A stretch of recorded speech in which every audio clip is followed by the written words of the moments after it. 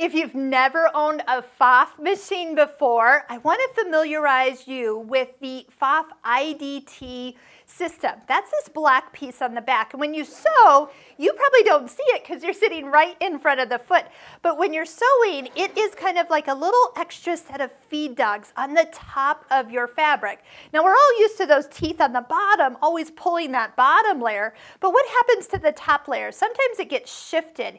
You get to the end of your seam and the lower level has come and been fed faster than the top level. If you've ever had to put a walking foot on to sew through, say, a quilt top and batting and a quilt back, or you've ever had to stitch on something stretchy and found out that it came out wavy when you're done, this machine, your Pfaff Quilt Ambition 630, has the way to take care of all those situations. But I do want to show you a couple things that it is capable of doing. So number one, if you are using your standard presser foot and normal straight stitching, your machine will even tell you on screen to have it engaged.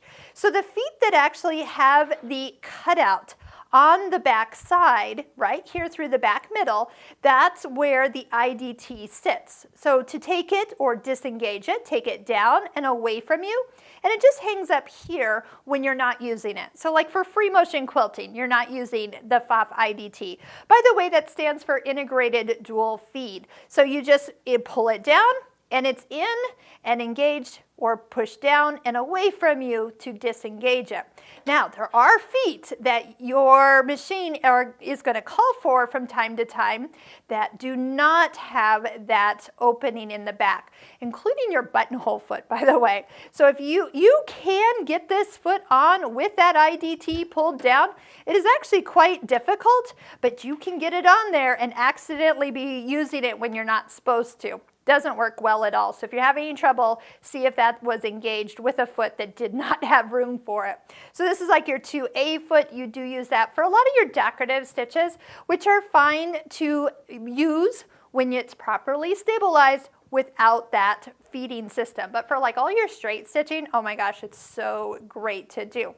So if I was putting this foot on, we're just going to slip that out away and then come in and attach the foot and use it just like that. You'll also notice your foot number 4, the zipper foot, has a 4 right up here in the front part, and there's actually 2 grooves. One when you attach it to the left side, the IDT fits into the opening on the left, and the right side, the IDT on the right side. So there's like a side for each, because when you put a zipper in and something stretchy, something slippery, oh my goodness, that is going to save you some headaches and all that pinning that happens. So if I was putting on a zipper foot or just putting on a regular foot, I'm going to go ahead, attach the foot and pull that down for use. If you're looking for like a stitch in the ditch foot, so you can do quilting that's down through the middle of a seam, there are Pfaff feet that have the blade in the middle. You'll love it. And then you can have this on and be quilting in the ditch with very minimal effort. So make sure that you have it engaged when you're supposed to. Any foot that has the opening, engage it. And when it doesn't have the opening, make sure you disengage it.